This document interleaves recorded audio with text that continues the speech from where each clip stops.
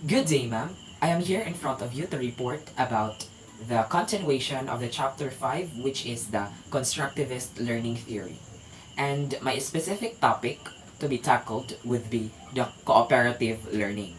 So, first, what is cooperative learning? So, cooperative learning, it allows many opportunities to develop learners' interpersonal skills. It would give them experiences on how they can properly interact with others and at the same time listen to learn from their group mates. So, cooperative learning is also a type of constructivist teaching because it allows the creation and innovation of knowledge through group interaction and active participation of each member. So, when we talk about cooperative learning, it is really understandable that it is a group activity wherein the students interact with each other. So, I've come to think that why is it important that teachers must use or kinda use a cooperative learning? So I've researched three reasons. First is it's important because if a teacher might not use a cooperative learning style to his or her discussion, there's a little bit of tendency that students might feel bored for the teacher's lecture. So, second is that it is important that teachers should use cooperative learning because it can promote student-centered learning. And the third one, which is the last one, is it can be a training ground for them because most careers acquire to work with others in a specific group or a group. So those three I've mentioned was is that it is important for teachers why they use cooperative learning. So cooperative learning has its kanang following features. First is that students are actively engaged, thus developing in each member or a cooperative spirit. So, in this phrase, it's really understandable that we're in cooperative learning. Students learn on how they are going to participate actively on the discussion. It's like having a unlike sa kanang more normal discussions, so students become bored and it has this instance that students will not listen to your discussions. Somewhat like I've said earlier na murag mabored sila and they might do other things that could fuel their boredom such as mga mag cellphone sila, they are kinda listening to music or even talking to their seatmates of a nonsense nga mga topics.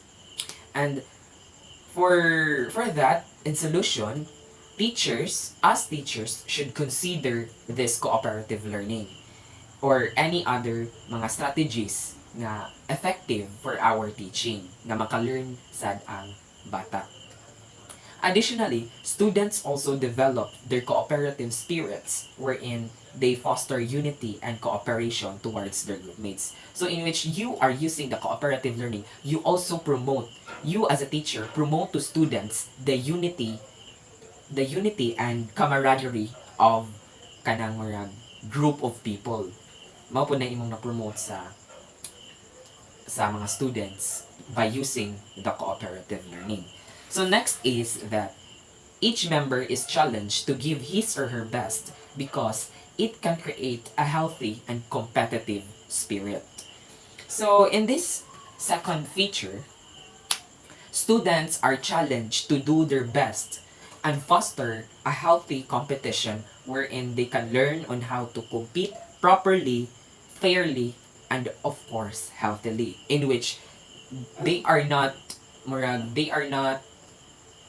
kinda kind of kanabitang competing na murag magiaway na or something like murag magdinumutay na. So in this feature, while using the cooperative learning, you are promoting as a teacher, you are promoting a fair, healthy, and a proper competition towards the class of their the specific groups nga imo silang groups. Mo effect pod sa cooperative learning. Mao na imong gi-promote. So next is that it allows learners creativity and innovation because they interact with people in their age, peers, or even in classmates.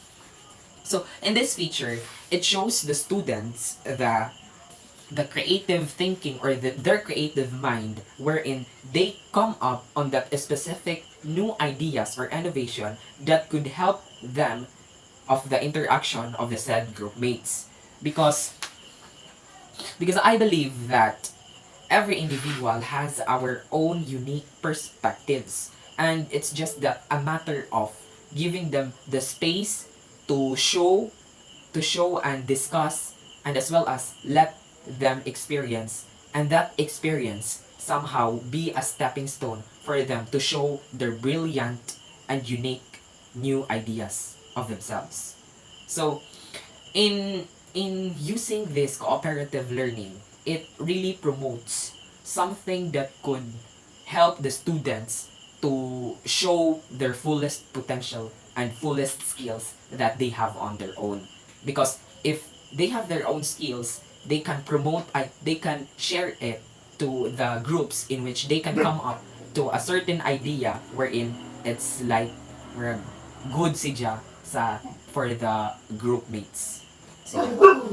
So next is it develops positivity like open-mindedness, humility, and give and take attitude, and as well as, of course, the listening skills. So in this feature, students come to develop their open-mindedness to every suggestions of their group members, considering that it is a group activity. So humility and a give and take attitude is learned of that kanang activity.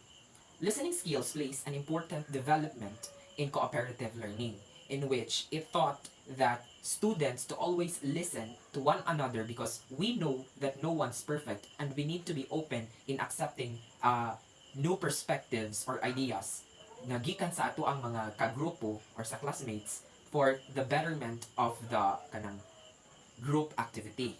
Wala siya sa diha nga feature. So next is, it reduces pressure from work and creates a positive classroom atmosphere. So of course, when we teachers use a cooperative learning, it is somehow kanang the classroom setting could be less pressure for the students because they come up to mind that it is a group activity. So when we say group activity, it's about the whole group na mo participate. At the same time, it's a group score. So if their answers are wrong, somewhat them as group will be corrected, not individually.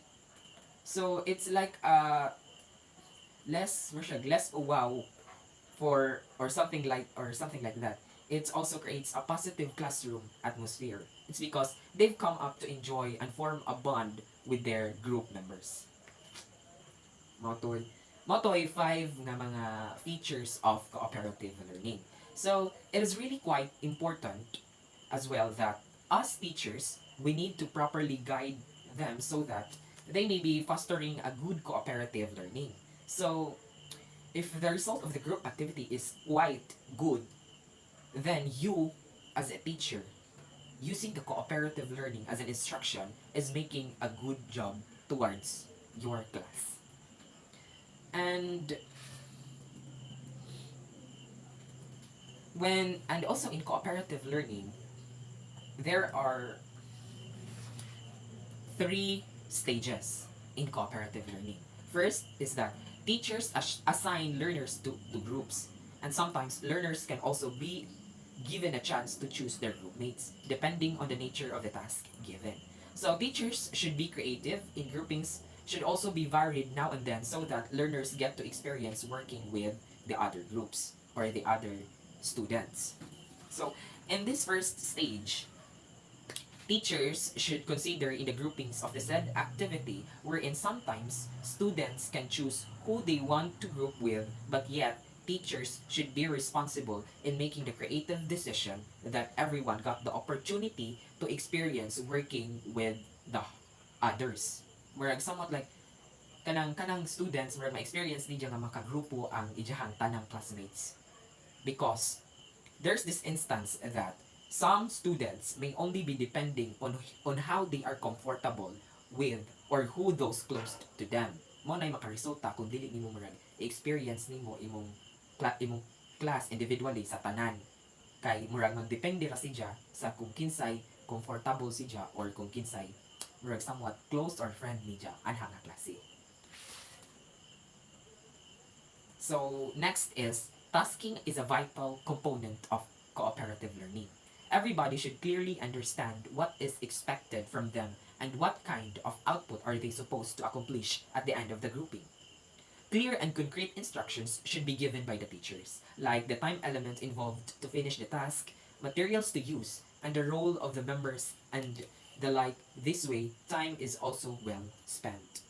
So, in this stage, teachers should be accountable in making the instructions clear and concise so that the students may fully understand what you're implying to them about and on what specific expectations or limitations they can acquire through the group activity.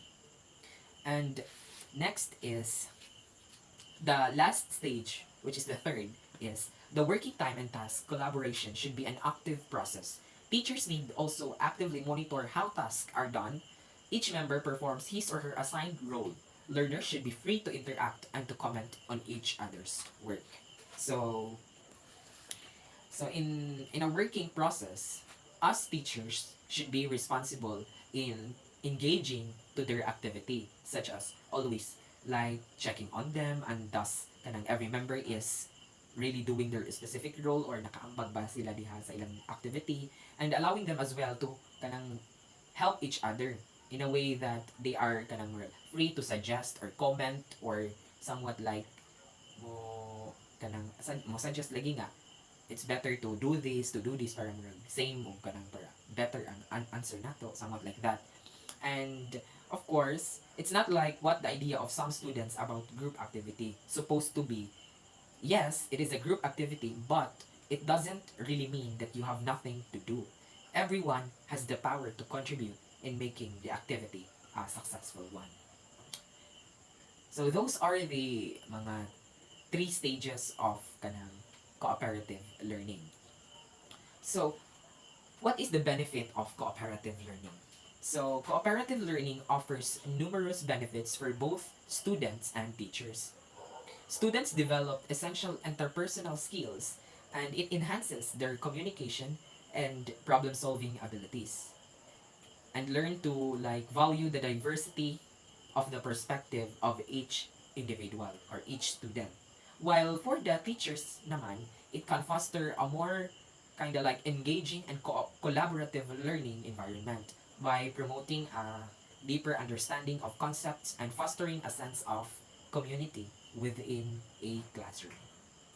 So those are the mga stages and features of cooperative learning. Why is it important that we use cooperative learning, and the benefits of cooperative learning. And I hope nga you learned something and you enjoy watching my discussion. Thank you and God bless.